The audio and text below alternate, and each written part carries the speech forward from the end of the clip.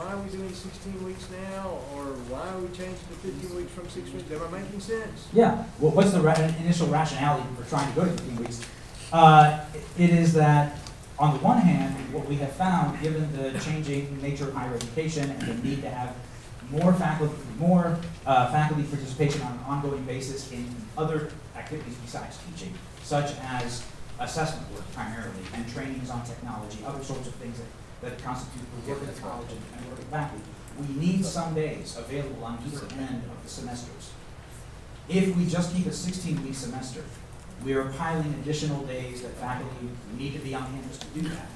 We have received from the faculty a request that we try to not have so many days, especially I would say around the winter holidays, and that we try to compress things. And so that's what we've been trying to do, is to compress while retaining the federally mandated number of contact minutes per credit hour. So it's equivalent to what we are currently doing, except I think maybe one of our semesters will currently go over the federal requirement, but in any case, we would nowhere be under the federal requirement. And this allows faculty to get their work done, engage not only in the teaching and advising work that takes place during the semester, but other, especially assessment work that needs to take place on either end of the semester, and still allows faculty to be off campus, finish up the semester in a reasonable amount of time.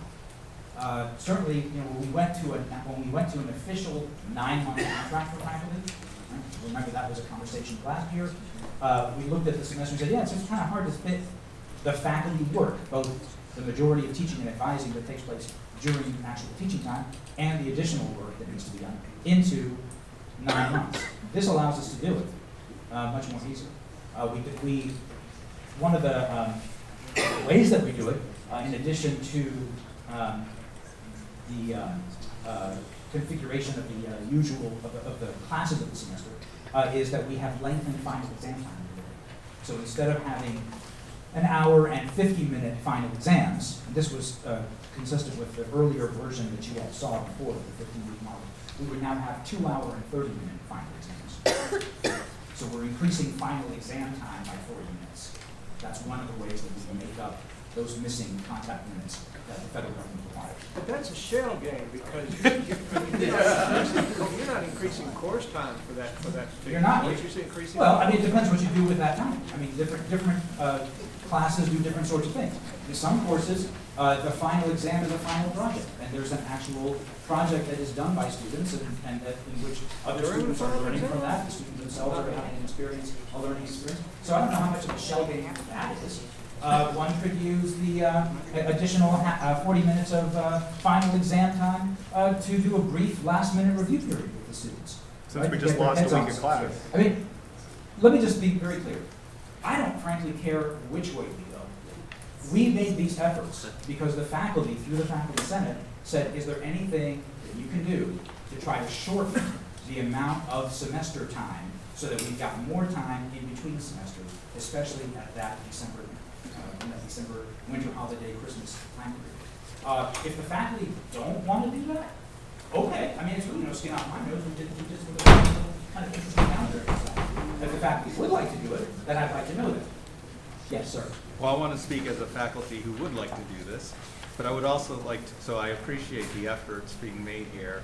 I know one thing that I've struggled with, and what I love about the first calendar, the one where it ends before Thanksgiving, is, especially when it occurs at the end of the month, like it does this year, I found it very troublesome in terms of planning courses, because ideally I don't want to assign them to do a project over Thanksgiving break when they'll be gone, and they won't have access to our equipment either in Mass Comm.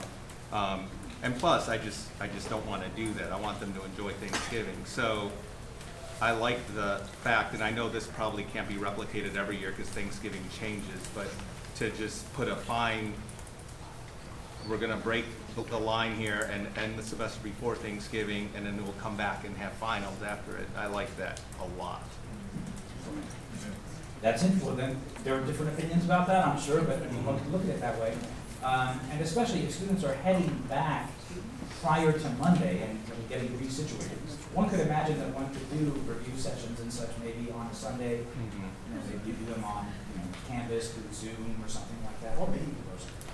But in any case, you can adjust that. One thing that I know that they did at they do at UGA, that if a situation like this were to occur, they have what they call reading day. But I could imagine like a Monday, even if we pushed everything back a little bit, but like that Monday back could be a reading day or something, just a day where there's no finals, no classes, and it's meant for study sessions. I will just, we could do that. I mean, so you could have a system where you had 3 final exam days rather than 4, but you'd really be compressing those exams and probably more likely to have students having to take 3 finals in a single day, or 4 finals in a single day. I understand, yeah. So I kind of, I mean, again, we can talk about anything. Folks, this is for 2021-22. So in case anybody's feeling anxiety about this, I would like to make a decision about whether to make a change for 2021-22 before the end of this semester. Just in terms of letting people know what our schedule is going to be, that's what we need to do. If we feel like this is just too much for us to do right now, we can always say, okay, fine. We'll just stick with the current 16-week calendar for 2021-22. We can keep revisiting this. I mean, if we don't do it for 2021-22, we can do it for 2022-23. It's just that the reason that I'm calling this to your attention now and hoping to get a sense of what the faculty would like to do is that for the 2021-22 year, we've got to make a decision basically now. And that will go one way or the other on that. So, other questions? I'm actually going to ask faculty for a non-binding vote today. That is, we will take the faculty preference very seriously as we plan, but it is possible, since we're presenting these calendars on the academic side of the house first, that something could arise in one of the other areas that would lead to a different outcome on the calendar than what we prefer here. But I definitely want to get the faculty input and get a sense of where would most faculty like to go on this. But I saw a hand back there. Yes, Representative. On the calendar that ends with either one, I wondered if we started a little later in January, so that would push us a little later in May, and would still possibly give us that 2.5 or 3 weeks at the winter break time. That might move the finals a little bit, Okay. later in December. So you're saying maybe something more like the fall version of the initially proposed 15-week calendar, which would have been the one that says classes end 12/01, but then modify the spring of 2022, starting classes perhaps a little later there, having faculty report a little later, so that you get additional holiday time in January rather than December. That's the kind of concept. Right, that's my It's another question. iteration. Yeah. Just another iteration. There's like, I don't know, who's the mathematician? Are there infinitely many possible variations, or is there some limit on it? So we came up with, some kind of broad brushstrokes, like here's some different kinds of things, but I'm sure we haven't covered every option. But that's another one, Yes. So I had a question Beth, about yeah, the 5-day Thanksgiving. Would students have access to the dormitory at that time? And would it represent a hardship for students to leave to visit their parents for 1 week, come back for a few days, and then to go again if they're out of state? Different institutions do things differently. Okay. I don't know that that's a hardship particularly. International students, which we don't have that many of, we would certainly want to help them with provision for that time in case they can't head back to their own country. They'd be able to stay in a dorm? Yeah, we would, we'd have to, actually, you're here, so. We'll you work can answer with that. them as we Yeah. always do. We'll keep in mind the best interest of the students and find a way to work around that. Then we'll wait till the decision is made among you all, and then we'll respond accordingly. We always want to take their care and consideration in mind like we do every year. But thank you for bringing that forward. I thought there was another hand back there. Yes. Just quickly, just a note of concern. I do like the 15 weeks in the School of Education with our students who are in their clinicals. As early as possible as we can get them into the schools is best, and pushing that start, while I like it, off to until later, it benefits our students to be in the P12 schools as early as possible. And I know that there is an issue with them being able to start those internships until they can move into the dorms. That's just just expressing that as a concern. Yes. As expressed yesterday, and not, so we've covered this, and you did mention it, but again, I have a, and I think other faculty probably do as well, a pedagogical difference in the 5 days at Thanksgiving in the third iteration of the calendar and asking students to come back. I know that we discussed a Sunday review or something that might be done via computer or something else, but having them gone for a complete week and then coming back and gearing up directly to do finals at that point in time, if we remember what our mission is, I think personally that it's going to do them a greater disservice than it will be doing a service. Just a thought. Well, we have many other items on, oh, did you want to? I was just gonna speak, I know that the faculty in Athens, I don't think you can hear them, I'm not sure. We discussed this in the School of Nursing and Health Sciences, and we do have some unique challenges that do not fit with the other schools, mainly due to clinical, which is Mondays and Tuesdays. So in learning that we might possibly be thinking about all of Thanksgiving week, we already have fall break, and that's going to seriously impact our accreditation and being able to meet our goals. So we had some concerns with that, but we are unique in that sense that we have some additional challenges. Also because our classes are taught in blocks, and when we lose one day, we lose 3 class periods. So that's not gonna be for everybody, but I want to make sure that we discuss that. And I'm going to ask for a non-binding vote on the part of the faculty, bearing in mind that A, there are other factors besides faculty preference that can make a difference in the calendar we actually adopt. And B, even if we do go with faculty preference, there might still be some tweaks that need to be done because of idiosyncrasies and special needs of different programs, all right? But given the 3 calendars, all right, if you had to make a choice today from among those 3, how many, you could just raise your hands, how many would say, let's stick with the 16-week format, basically keep things as is and just transpose the current calendar to 21-22? How many would say, yes, let's do that? Can you help me count over there? Thanks. Raise your hand high, please.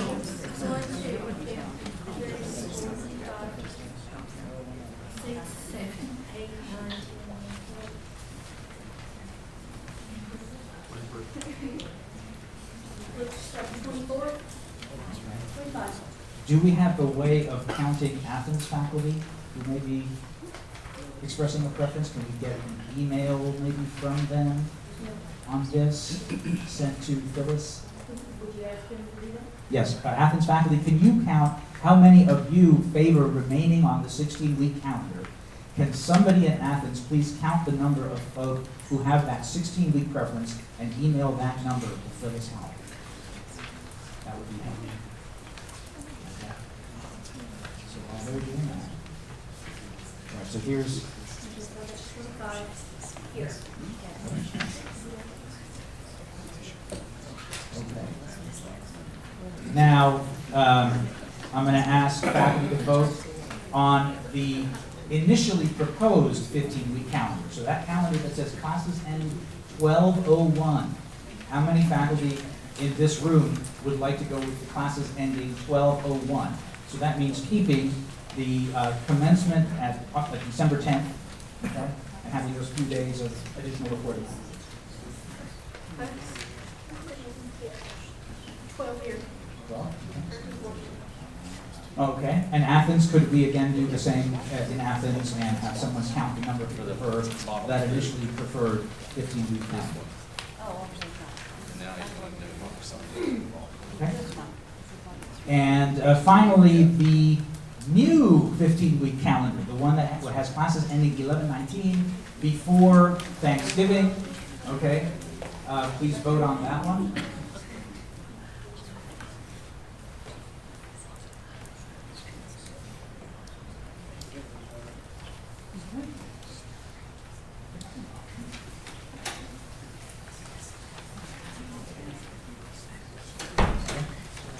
How many voted in favor? 27. So we're kind of split, folks, among the faculty. Faculty having their own opinions about things, you know. I'm actually not that surprised. I kind of thought it was going to be a tough call. Athens, if you could vote on that as well and help us out with this, and then send the results of all three, how many votes each of the three counties fill us out, that would be very much appreciated. Okay, so thank you very much again. That was a non-binding vote, and it helps us to determine the popularity of each of these options. My last item, actually, it's kind of a related theme here. I was asked to comment on what is it that faculty will be asked to do on those days, on that week after commencement. So let me first say that the reporting dates that we will ask all faculty, unless they have some other approved project to engage in that would keep them off campus, but that we will be asking all faculty to be back on campus after commencement are December 16th and 17th. We've already publicized those dates. However, the college is still open December 18th through 20th, and we do have things going on. Prospective students show up and want to talk to faculty members. That doesn't necessarily require that every faculty member of the school is available to do that, but we were asking the deans to talk with their department chairs and other faculty who might possibly be needed for that purpose. And so there will be some faculty who are asked to stay December 18th to 20th for that reason, to have a presence on campus. But the majority of faculty would not be needed to do that, and so I would say talk with your dean to see whether you are a faculty member who is needed for those additional 3 days. But for the just to clarify what we'll be doing on December 16th and 17th, here's the breakdown. I've conferred with the deans, and they provided the following information. In arts and sciences, there are really three main things that faculty will be working on. First, data collection and analysis for purposes of departmental and program assessment, right? So that's at the departmental level. Also, general education, collection of data related to the knowledge category in general education, and perhaps some analysis of that, but in any case, the knowledge component of the general education curriculum. And then also Canvas training. We've received numerous requests for Canvas training and other kinds of technology training from faculty. I will just be blunt and say what we found is, although we've offered numerous opportunities for Canvas training, I can tell you that both Kenyon Gannon and especially Mark Evans have been very willing to offer sessions.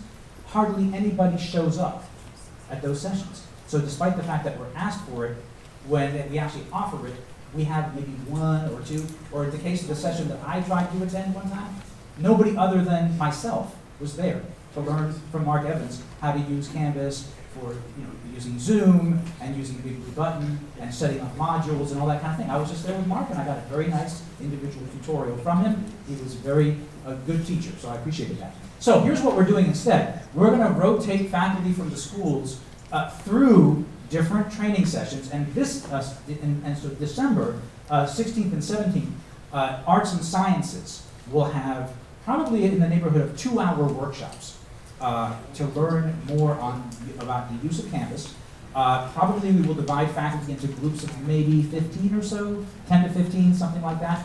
And Kenyon and Mark will just do workshop after workshop until we've had all of the faculty in arts and sciences work through that. It's probably going to be spread out over a couple of days because I think we have about 50-some faculty, full-time faculty in arts and sciences. So that's the plan for arts and science.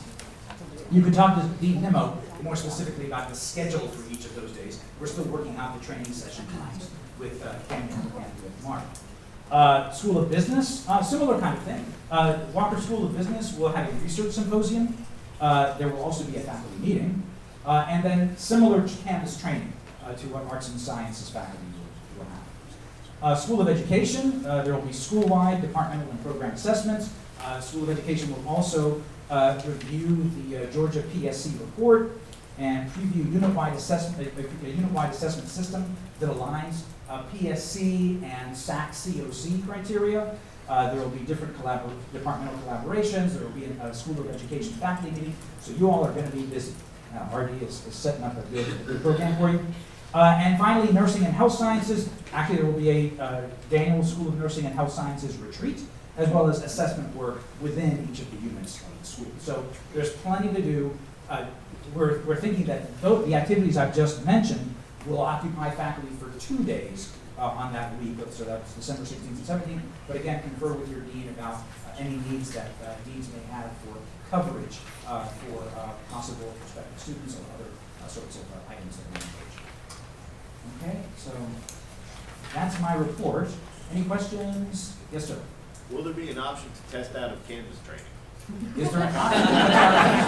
Are you a pro? I would say, yeah, I mean, If it I would means say I don't so. have to We don't go to wanna waste training, people's time. I might become one. Yeah, I would say talk with your dean, talk with Kenyon, but, you know, it's the test would be hard, so, yeah. Okay, thank you very much, and let's see, who's up next? Is it my colleague here, fellow VP, Frank Wright? All right, we'll turn things over to him, let's hear about finance.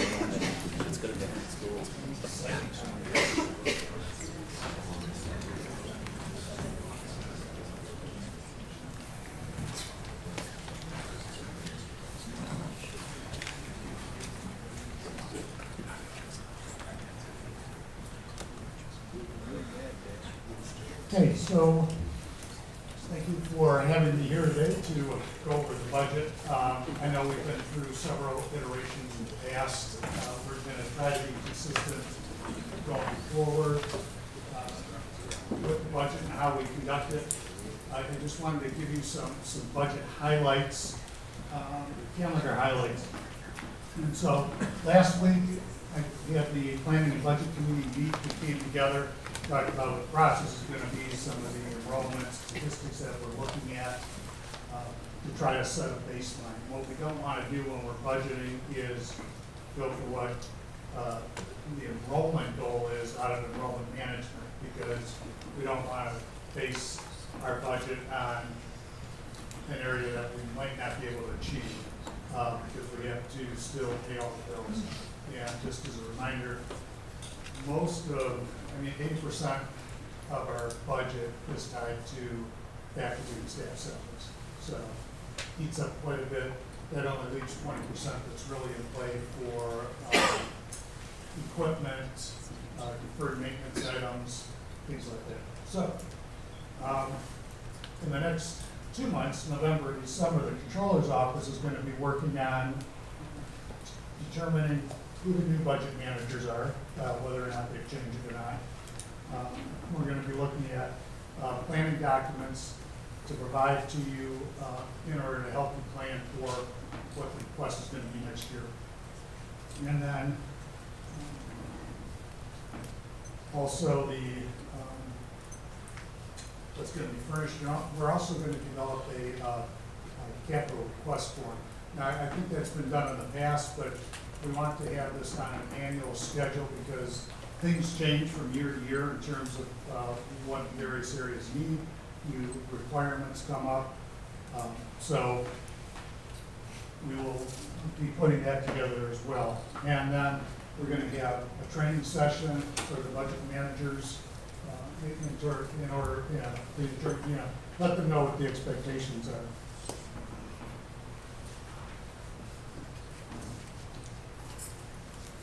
And then the 7th will be, budgets will have to be submitted. And again, what we'll be looking for, and this will be, we'll go over this several times throughout the process, but the increases will need to be tied to strategic initiatives or changes in policy. For example, the fleet and travel policies, which we're still in the process of working on. It's been a big impact to a lot of areas, and so we'll have to factor those budget adjustments in. And then, of course, the 14th, we'll need, the budgets will be submitted to the vice presidents, or for those that report directly to the president, and then we'll come together as a group again, planning and budget committee. We'll consolidate the budget, and we'll take a look at where we're over. I mean, unfortunately, everybody can't have everything that they're going to request. So again, we'll have to tie it back to the strategic direction of the institution. And then, of course, March, we'll review the budget with the president, incorporate any additional changes that may arise, and then it'll go to the April board meeting for approval. Now, I know in the past, when we worked on the budget, one of the things in talking with Dale and the Senate is that when we go through this process, we want to actually factor in salary increases rather than waiting until the post-fall budget. Just makes, I think, life easier for a lot of people. didn't go as smooth as we wanted it to this year with the salary increases. Kind of, we missed a few people, I had to go back and correct those, and that never looks good. It makes people feel bad, so we don't want that. So we're gonna try to incorporate that into this year's budget planning process. Of course, the board last week approved the tuition increase, which averages about 3%. So and that's being distributed as well to the areas that need it. So we did want to go over just a couple other things besides the budget. We did end this past year with a very clean audit. And with the addition of 2.48 million in net assets. A lot of that is related to property, plant, and equipment that we've, the various buildings that we've added to the campus. So it's not, our cash position hasn't increased that much, but our bottom line increased. And I think from the welcome week, you may have seen this graph before. Again, this is the difference between your expenses. A few years back, there were some issues, but this is about the $2.5 million gap in between. So where are we so far this year? Well, enrollment is up 3.2% overall for the fall, which is great. And Gary, I know, is working extremely hard with his group. The applications are up over next year, for next year. So, when we look at revenue, at this point, at September 30th, period last year, we're up at 2.75 million, and expenses are only up 0.72. Now, I know that from experience that typically our expenses start to grow a little bit, especially as we get into the February and March months. But again, the goal here will be to keep a rein on expenses, so it frees up money for other strategic initiatives, equipment, deferred maintenance, things like that. So this is the budget revision that went to the board. We kind of consolidated it a little bit, but you can see that the revenue has the increase here. They were really low, so we bumped it up quite a bit, at 3.8 million. We also increased quite a few of the expenses, and we also factored in a 2% bottom line, which is based on Moody's Private College's median index. So that's one thing that we're trying to tie back to is for bond rating purposes. But a lot of the increases, the large bulk of increases on the expense side is tied to health insurance increases. We keep seeing double-digit increases each year, so we have to factor that in. That unfortunately occurred after the budget had been established. We also factored in on the revision of salary increases, and then there's some miscellaneous items also thrown in.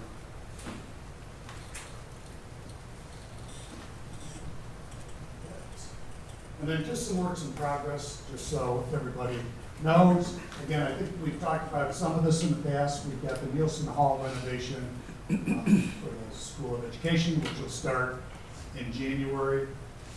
It's approximately 17,000 square feet with a budget of about $2.5 million.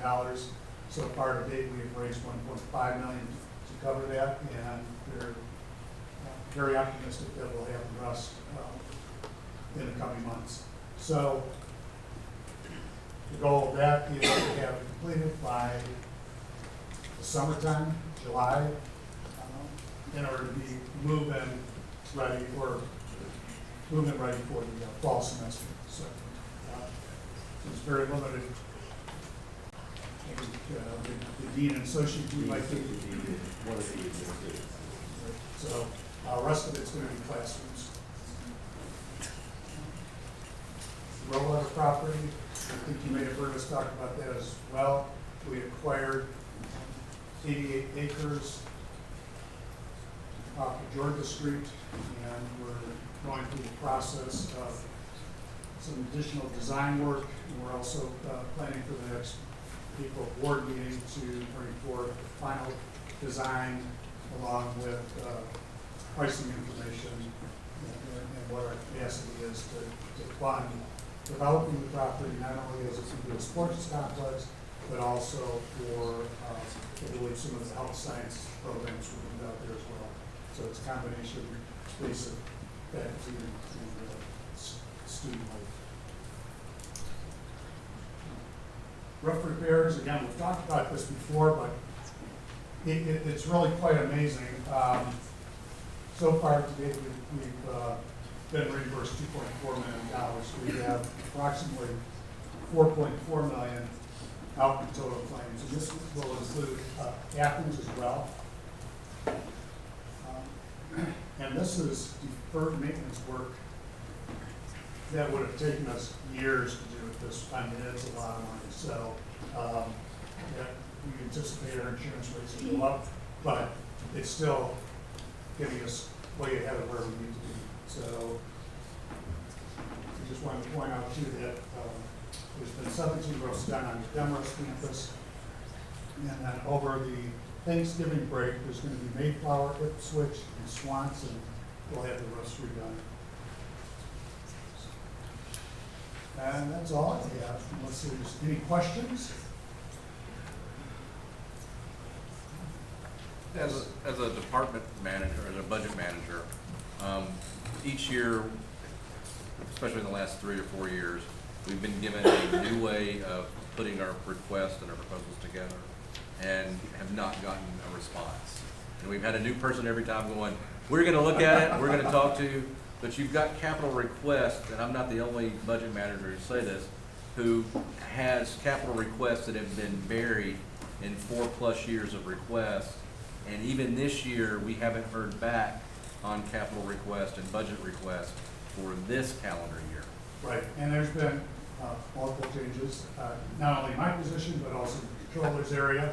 And so. But you have those requests from us, from the previous one. And so that's one of the, so changing it again, giving us new training, giving us new whatever. Right. It feels like we're just jumping through hoops at this point. And you're promising us it will be great going forward, but there's been 4 promises before. We're trying to keep it consistent, so whatever was used in the past, we're going to try to carry forward. This year will probably stay the same as it has been in the past. Next year, we're in the process of upgrading and implementing the budget module,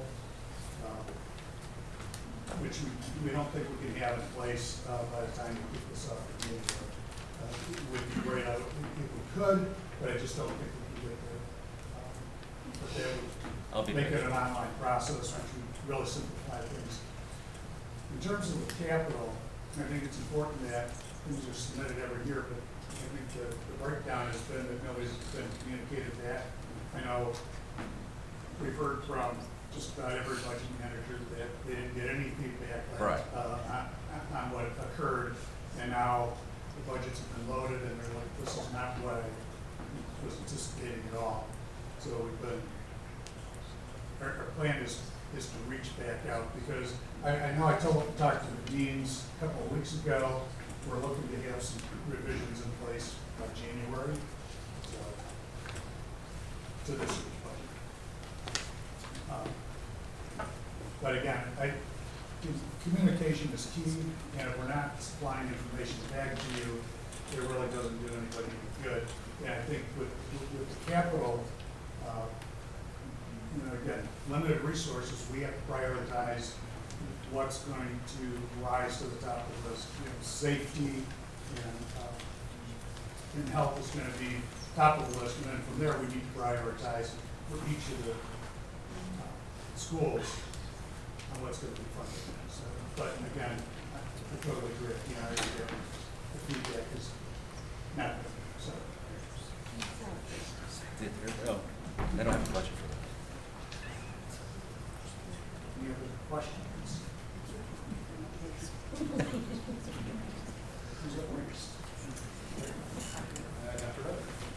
We have no updates.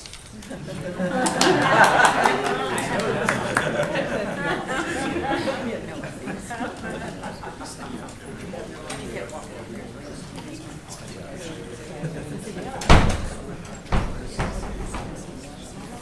Brad.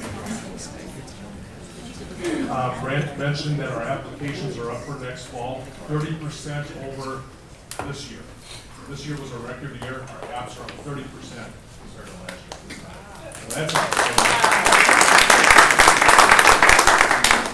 We got to take advantage of that while the high school enrollments are still strong. That's 2025 is. I heard that last year. And so that's why our strategic plan is important. But I do want to mention also that Caroline Cassini this morning told, every day she updates me how we're doing on registrations. And overnight, we had 177 undergraduates registered. That's not 177 undergraduates registered. For so far, in total, between both campuses, there were 480 undergrads. That's outstanding. That's ahead of pace from last year, at the graduate level, just about the same. We had 100 new graduate students register last night for a total of 475 between both campuses and the off-campus cohorts. So we are ahead of the pace where we normally are at this time. So that's all really good news. With regard to strategic planning, the VPs have been meeting by themselves for quite a while, getting up to speed, but also we've been meeting with the different initiative owners, both Credo and Ruffalo Noel Levitz, to better understand what they're proposing, what their budgets and requests look like.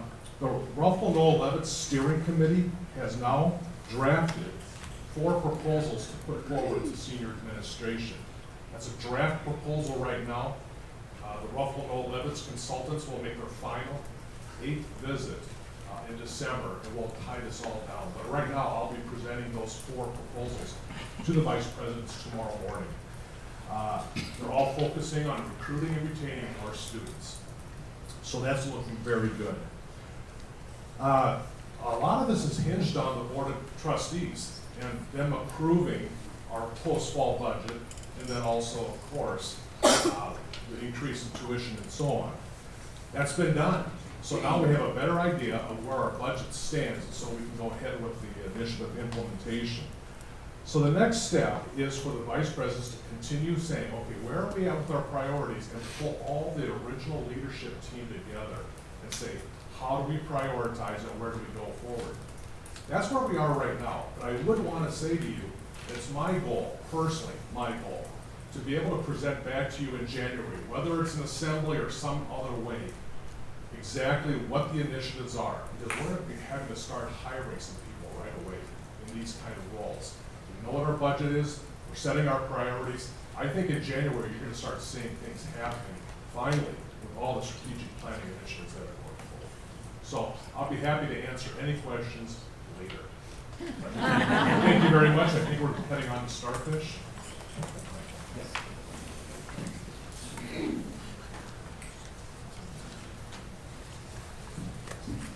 Hey everybody, thank you for all you've been doing with Starfish, our new student success and retention software. There are 2 Starfish mavens here that will talk to you today about what we've been doing. So thank you for all you've been doing, pushing us to make the software better. And I'd like to introduce Erica McKinney and Emily Pettit to talk to you about Starfish.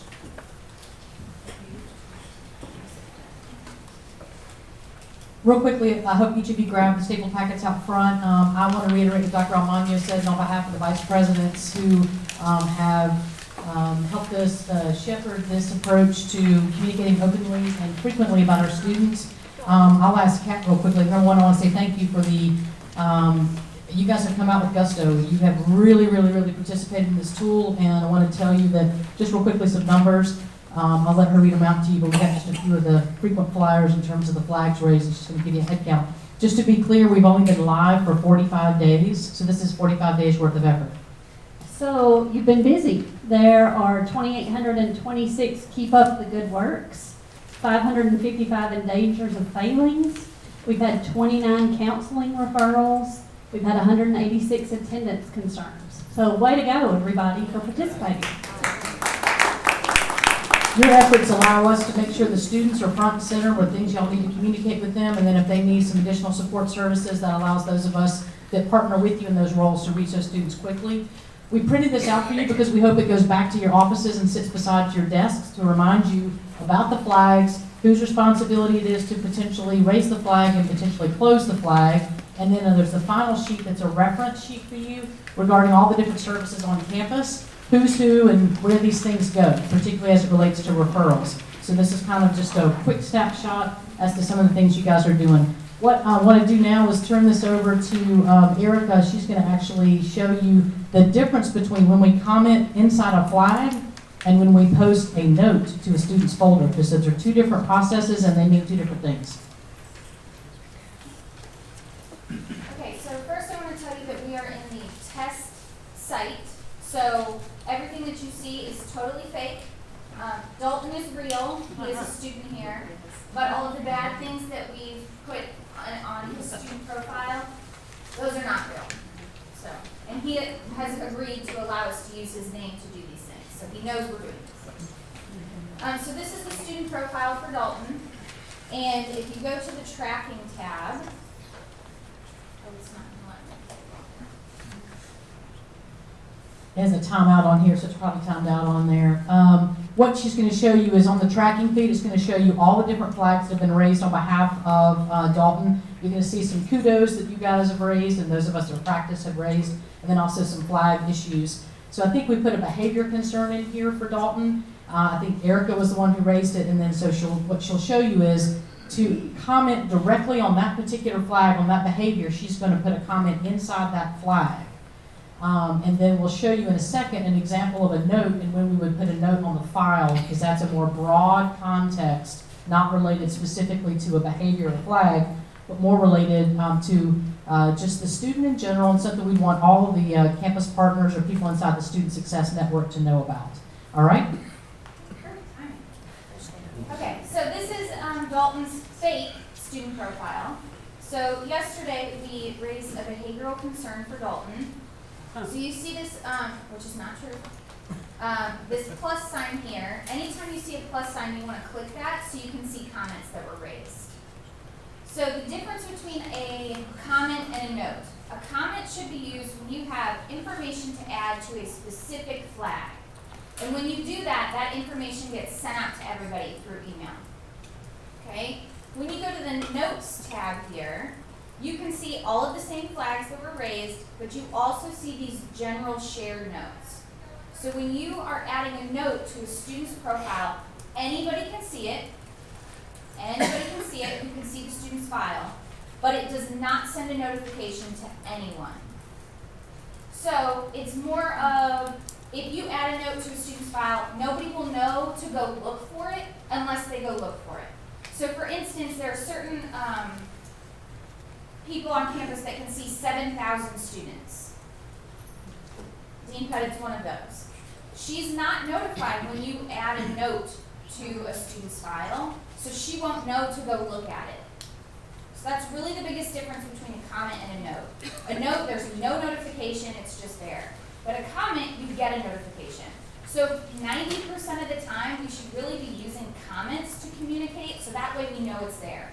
So if you want to add a note and you add a note about a financial concern, the financial aid office can see 7,000 students. They're not going to know to look at the notes because there's been no notification given to them. But if you add a comment, they'll get an email and they'll know exactly to go look at it. So this is how you add a note to a student's profile. We added this one yesterday. So we made this up. But you can't see it. Okay. So the general note says that Dalton is from Indonesia. He only gets to see his family every other year, so he might at times be homesick, but Rev Tim and the Residence Life staff know about it. So that is a note that anybody can see if they can see Dalton's profile. And it's just some added information. Nobody needs to do anything with it.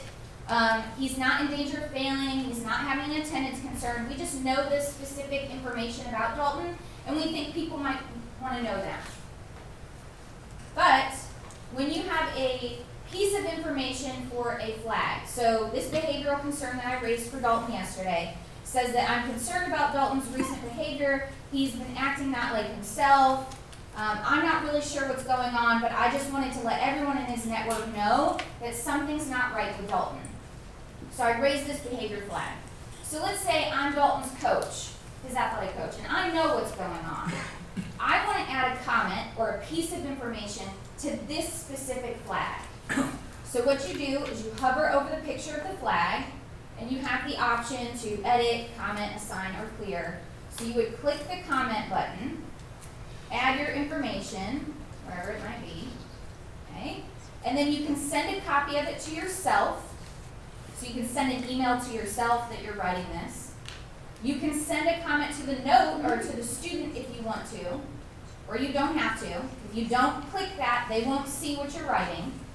And then you can add, or you can send a comment to the flag raiser. So you really probably always want to do that. So we have that closed loop communication. Okay? So once you click submit, then it is now added to that particular flag. So here are my original comments, and here are the comments I just added. So now the academic advisor has now gotten an email that there was additional information added. The head coach is getting an email saying that there was additional information that's been added. So really you need to be using the comment feature way more than we use the notes feature. We've also been getting some questions about clearing a flag, and you do the same thing. You hover over the picture of the flag, and then you get that box that pops up and you can clear it. So when you want to clear something, you can check a box that says the concern has been successfully addressed, or it has not been successfully addressed, or it's not relevant. So maybe the semester is over, so it doesn't matter anymore. So you check one of those, you add your comments. This is sending the comments to the flag raiser. So we really always want to use that bottom box because it closes the loop of communication. And you can easily do that by clicking copy my comments, and then I click submit. And now that flag has been cleared. So it says resolved right here with my comments for clearing the flag. Does anyone have any questions about Starfish? Something that I can show you real fast? Absolutely. So there's this box for clicking to send to the flag raiser, but wouldn't the flag raiser also be one of the people receiving these alerts if Yes. you make a comment? So they'd get 2 emails in that case. Correct. Okay. But let's say that the coach raised it, or the advisor raised it. So you could, so if I raised it as the advisor, and then the coach wanted to add a piece of information, he would want to check that it's going to me because I raised it. Does that make sense? It just makes sure everybody in the network knows all of the pieces of information they need to know. Did I answer your question? But they'd already get the alert, and this would just be an extra email. So That says now there's more information added. So you get the alert when the flag is raised, you'll get the alert when comments have been added, and you'll get an alert when it's closed. So that way, you know, if you raise the flag, you know every step as it occurs before it's over. Anything else? Thank you to many of you who gave us suggestions on edits. I know Dr. Roberts, Dr. Southall, Dr. Whited, several of you gave us edits. We made changes as quickly as you let us know what you need. This is modifiable. Please do keep us in the loop with what you'd like to see happen. Erica McKinney, Kat Wiles, myself, and then we'll also be continuing to offer trainings as we grow and develop and sort of grow into this tool. But a big thank you to each of you for your partnership in this, because the students are the beneficiaries. That's what we're all here for. So thank you.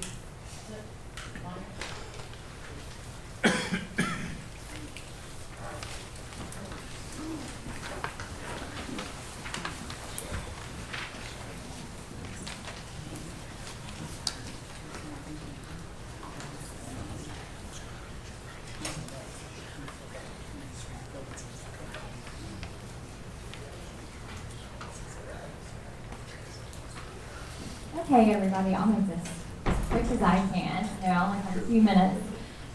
So I'm here today to talk to you about just an update for spring 2020 registration. As Dr. Reddy mentioned, the numbers are looking great, so that's awesome. Keep up the good work with advisement for the students. As far as student planning is concerned with the registration, I just wanted to talk about a few things that we've had some feedback on. One item that was brought to our attention is that students were concerned about the anticipated graduation date on their account being incorrect. And this is just an automated, populated date. It doesn't mean the date that we think they're gonna graduate or anything. So to make everyone's lives easier, this date has been removed. Students will no longer see that. The concern will not be there for them. They will meet with their advisor and, know when they'll be ready to graduate as we've done in the past. So that has been taken care of. We also hear a lot of feedback about our progress tab. And so I want to talk to you about a few of those things. Okay. Last week, we were notified that some students may have the incorrect gen ed on their My Progress tabs, and this was because they did not have the degree completion catalog. We identified those students last week, and they now have the degree completion gen ed, so that should resolve that issue. If you think that an advisee still has incorrect gen ed information, needs to be changed to the degree completion catalog, just let us know. The next thing that I wanted to bring to your attention is non-course equivalency courses. So this is when you make high enough on the SAT and ACT that you may get a non-course 0 credit hour course. It's just a placeholder, kind of like you might get a pre-cal placeholder that you go straight into calculus. Make sure you're reviewing your students' requirements that they've actually completed the course. We've been made aware of that by a few advisors, and we're currently discussing this with our Ellucian contact. And once we have a solution for this, everyone who's going to be impacted will give you an email and just let you know how we need to move forward with it. So just make sure you're monitoring the progress tab for your advisors as we're in this registration process. And the last thing I just wanted to talk about is, the bottom line with our new student planning software is we just want to provide the best tools for the students' success and to get to their graduation date at the end of their career at Piedmont. We know that some of the new processes in student planning needs updates. So as you are aware of these, just let us know. And we're working through them as soon as we get this information. The best way to let us know is to send an email, and it's very helpful if you include specific students that you might be having an issue with. Include like their name, their ID, a catalog, just specific information, and we'll get to work on those items. Another thing you can do is check out our tutorials. They're still posted there. And always feel free to stop by our office. We'll be happy to sit down and walk through your account and look at any concerns you may have. We have a brand new employee who started this week, so you can stop by and meet her. And she's also learning the system as well. So we're all going to learn together, and we're here to help you with anything you might have. If y'all have any questions, I can answer really quick. Yeah. Is there any way in the catalog portion of student planning to mark when a section, like the online only sections, are for Athens? This semester, the students have all been putting them, even though we say you can't do it, they all come to Advise in with like 3 sections of online classes in their carts. Is there a way that we can put a note so when they're going to choose their section, it says these are for Athens only? Yes, there's a note field that we can use currently, but the student has to click on the course to see it. And I know a lot of them just put it like in their shopping cart. I've talked to our consultant about that, and it would be a customization. So that shows up in like the course description or in the section description? The section. Okay. Because the course could be generic, yeah. Yes, so it'd be the section. They have to actually click on it, and it'd be in the additional information. When the first pop-up opens? Correct. Okay. Yes. So we're still working to see what we can do, because I know a lot of them probably aren't going to click it, but that's the option that is given. Yeah.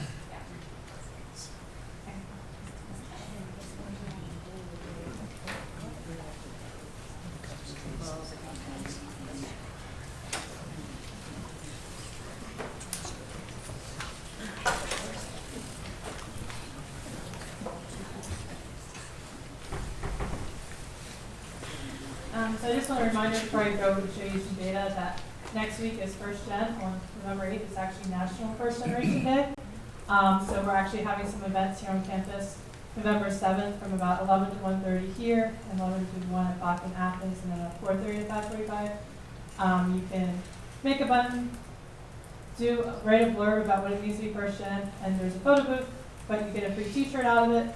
We definitely want to encourage faculty and staff who are First Gen to get a free t-shirt, because we're asking everybody on Friday, November 8th, who is First Gen, to wear your t-shirt to show off that you're First Gen, and support your students who are currently First Gen, and to show that there are people who are professors and staff who are first generation also.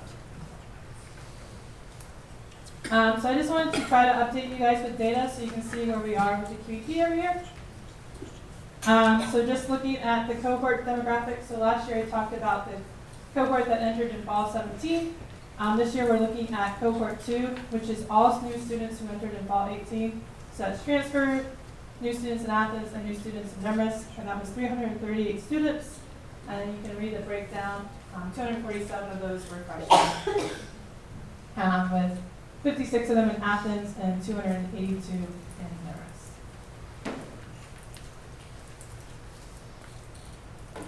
Looking at our underserved populations, because that's something we are focusing on with our QEP, and for us, underserved is looking at ethnicity as well as Pell eligibility and then first generation. So you can look at the population.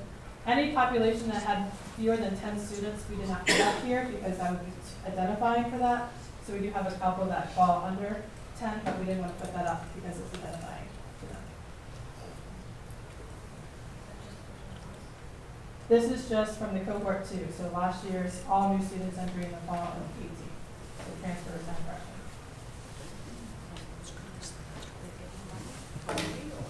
Looking at the retention rate from fall 18 to fall 19, so the ones that we retained to this fall semester, African American, we had a 53% retention rate, and that's a little bit down from the first cohort's retention.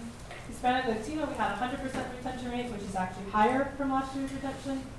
Multiracial is 53%, which is a little bit lower from last year. Pell eligible is 64%, and that is higher from last year. Weight is 70%, and that's higher from last year. And then First Gen is 73%. We have no comparison data for the First Gen because last year's entering class was the first time we had it mandated onto the application to fill out First Generation. So we actually don't have who was First Gen prior to that, but we don't have a comprehensive list of who was First Gen prior to that.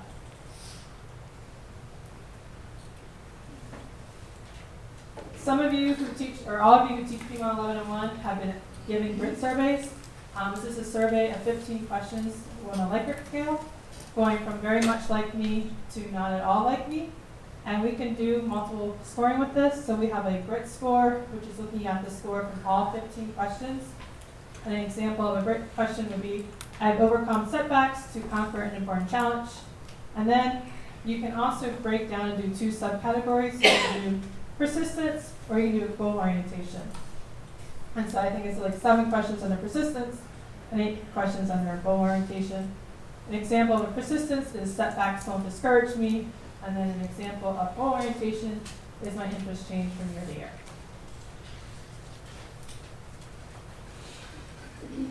So this is showing you the grit survey of the students who filled it out from last year's entering group. And this would have been anyone who's in P1 1101. We did try to catch the transfers by doing it online on their orientation, but I know we did miss some last year with that, just because we did it too late, because we didn't put it online until it was too late for that. Blue is showing you who we still retained from 18 to this fall of 19. Red is showing you the students who are not retained. So we're showing that we have a 3.76 grit score, 4.08 persistence, and we're seeing this trend 2 years in a row where their goal orientation is a little bit lower than the other 2 scores, and that's just something that we can think about when we're revising, is to help them kind of think about setting goals, thinking about what they're going to do after college, and just to kind of help them with that, because that's something that they're not as comfortable with doing, and so this is just showing you how we can help them. So looking at who participated in high impact practices, so the top line in blue, that's just looking at the total cohort numbers. That's the 338. So all incoming freshmen and transfer students from last fall of 18. This is looking at retention in green. And then we're looking at the ones who participate in high impact practices. So out of the students that we retained 231 of those. 95 of them participated in at least one high impact practice. That's about 46% of them participate in high impact practices. Out of the ones that we lost, only 16 of them participate in high impact practice. So it's showing us that if students are participating in high impact practices, we're more likely to keep them here on campus. So about 16% of our students participate in high impact practice didn't stay on campus. And looking a little bit at what high impact practices they're participating in, I will put a caveat as Compass has not been added in. We got the data too late to put it into the graph. Leadership training is one of the more popular ones, and that was popular last year also. And that's what Dr. Kim Crawford does with her Strength Finder, things like that. Summer travel study, as of last year, it was also very popular. We had 17 students retained from that. And we decided this year to add in SAIL just to see how that was effective, because that was a new program that started last year. So we did retain a lot of students who participate in our SAIL program. Is that saying that people who participated in leadership training all retained? Yeah. Interesting. And that's just from cohort 2, so that's just all the students going through the fall. There are students who participate in leadership training who are juniors and seniors and things like that. So, but out of the last year's fall class, they all retained.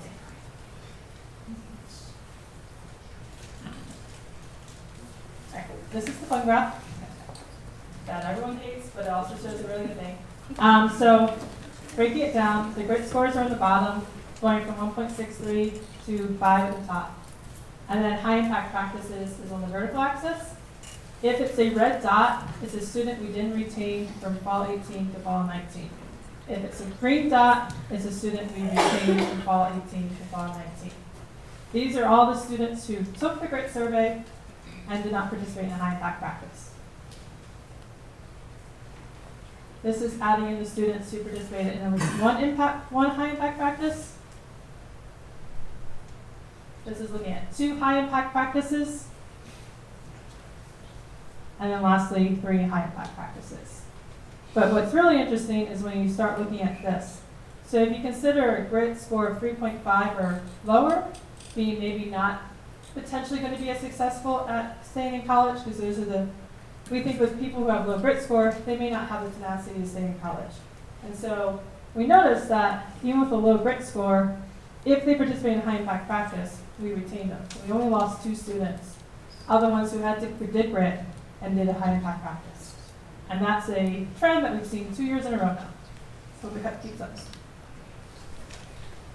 This is just showing you the ones who were below 3.5 and did not participate in a high impact practice. And you'll notice there's a lot more red dots in that category than there was in the above one. And then these are just looking at the people who were above 3.5 with their grit score and involved in high impact practice. We also retained a lot of them. And you'll notice that even in this project here, while they didn't participate in high impact practice, we didn't lose probably as many in that category if they didn't participate in high impact practice.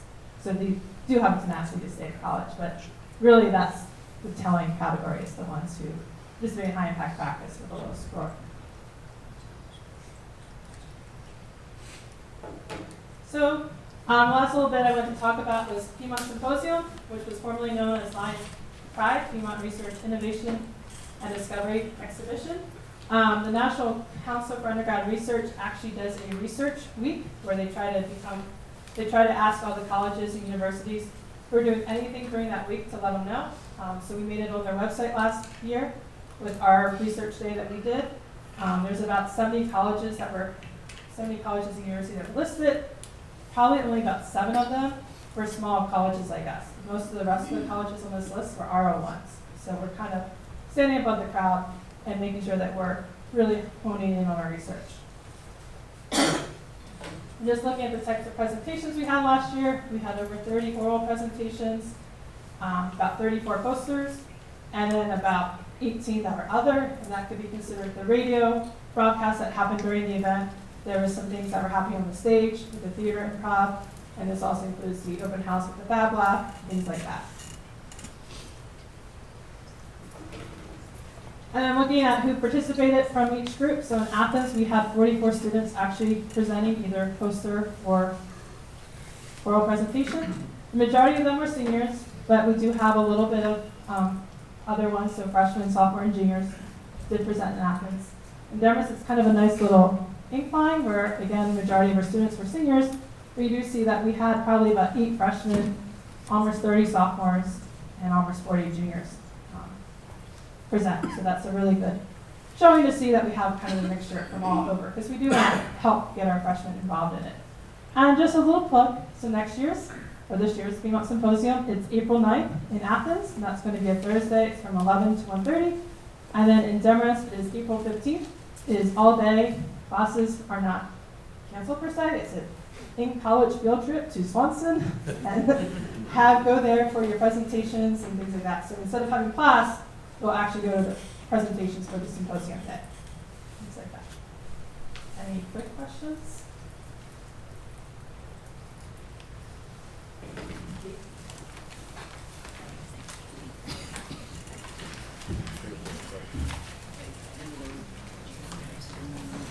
I don't have any fancy PowerPoint. Out on the table when you came in, there were some copies of the current version of the faculty evaluation thing. We don't think form is the right word there, but we don't have a better name for it yet. So let me just run through a few things about this. I'm not going to go into excruciating detail to it. You're welcome. The impetus for this is one of the Credo groups, okay? We've been working on this for a little over a year. The committee that was put together had 4 faculty, 1 from each school, Kelly Lamb, Jeff Bruce, John Kashuta, and Tony Fry, and then the 4 academic deans, Rosemary Allison and Dr. Silver. The sheet that you have there is the result of much compromise over the course of the past year or so. Just to give you an example, there were a whole group of faculty in one school that said, we want student course evaluations to be a part of it, and there were groups of faculty in another school that said, we do not want student course evaluations to be a part of it. Obviously, that's not something that you can resolve and make everybody happy. But as a group, we worked through those kinds of things and decided on where things would land. So we did come to a consensus agreement with what you have in front of you. One other thing to clarify, and you probably understand this, but I just want to make it clear, we're evaluated on calendar years, as you know. And so we're in the current calendar year of 2019. You will be evaluated for 2019 the way you always have been within your school. Okay? What we're looking to with this Credo initiative is to change it so all 4 schools are doing the same thing. And that will start with the calendar year 2020 that begins in January. Okay? And we wanted this done before that started because we thought it would be nice for you to understand how you're going to be evaluated before we do it. So that's why we're talking through this. The last piece I want to point out here, I'm sure you've looked at this to some degree, but maybe not in great detail, but you will notice that student course evaluations is a significant part of teaching effectiveness. I believe it's 40% of that particular score. And as such, as the Dean's administration, we recognize the fact that means we have to have a valid and reliable student course evaluation system. And we are dedicated to making sure that happens. At the same time, we also have to make sure that the response rate is something that's reasonable. The 50% rate that we've been having is not going to cut it. It's got to go up from there, and we are going to do things to increase that. With that said, I will take any questions, but I don't guarantee any answers. Julie. So when are we going to see the new course evaluation? Because I know we saw a previous rendition of it, and then we gave feedback on it. And I don't know who that's under, who's actually looking at the course evals. You're talking about the course evaluation that, the students would do. what? The student course evaluations that the students fill out. Because we saw a rendition, we're able to get feedback, but we haven't heard anything back of how they're changing or anything. Student version, is longer version. The longer version had about 25 questions. That one? Yes. I don't know where we're at on that. Yeah, we're looking at it, we're gonna make a final decision on that. I believe we're gonna continue with the current system, whatever that system is, course evaluations, this semester. Then, starting in the spring, we would like to have that final version of that new course evaluation instrument ready to go. That would be the spring semester, so it fits into the 2020 calendar year review period. And we will be looking at the student course evaluation and evaluating it as we move forward. If that one for some reason isn't working, we will obviously have to make changes to it. Monica? It says under service to the college and community that you have to have documented committee, college, school department service and documented community service. What does that mean, documented? Do I have to bring now paperwork that documents that I'm really doing that what I'm stating I'm doing? It's a case of being able to verify what it is that you're doing. It might be something that's documented by, through the department chair or something like that, that we can see that that's happening. John? Many of us teach courses or have interaction with students where we're doing education that aren't in a more formal setting, either in a lab or us when we're directing or working in a shop or such, and none of that seems to be reflected on here. Could you tell me where that would be reflected in our evaluation? I apologize, folks. If you don't know this, I have terrible hearing. I'm going to ask you to repeat that. Sure. For instance, just using theater, I know art and music do it. We have more contact with our students outside the classroom being instructional than we do within our classroom. And my question is, I don't see that reflected on here in an evaluation format. Where would we find that? Actually, I think it is in there, and that's in the other aspect. You have to realize that still one of the primary things that we will be using for evaluation is faculty self-evaluations, where faculty will need to describe how you are impacting students through your teaching.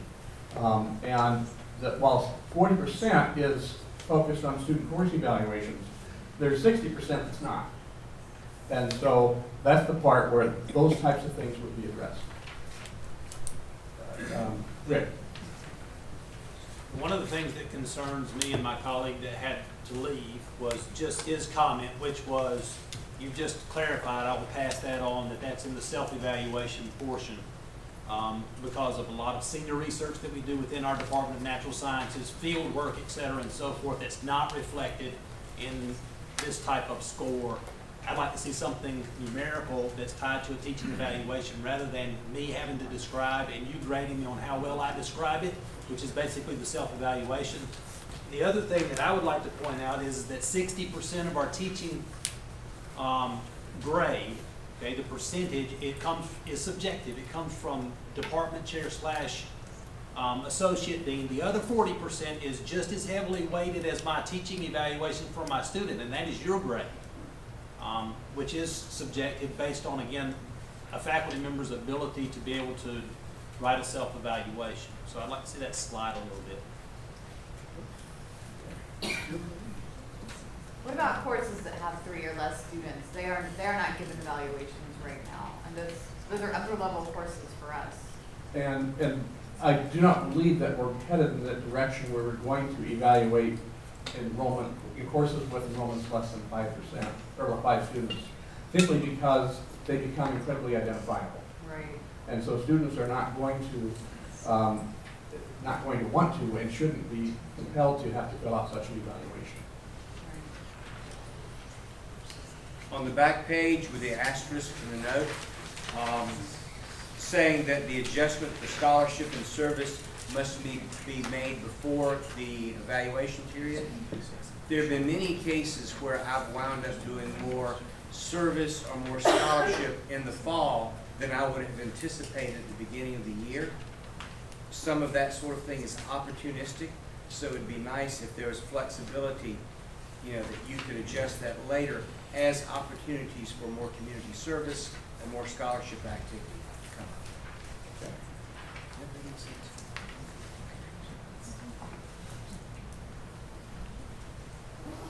Anything else? John? Okay. Thank you for your attendance. I do encourage you to follow up with your faculty senators if you have questions or concerns. We do meet next week, Wednesday, so if you have something timely, make sure you follow up with us during that time, okay? Have a good night. Wait, now, this is an official meeting of the body, so I need a motion to adjourn. So moved. Got a motion, got a second? Second. All those in favor? Aye. Stand adjourned.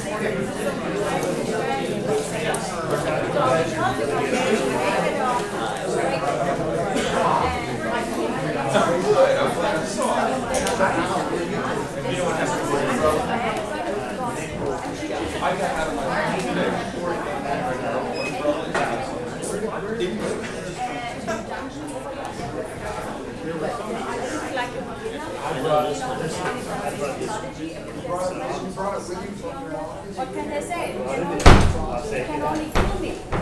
I can take you out too. I know.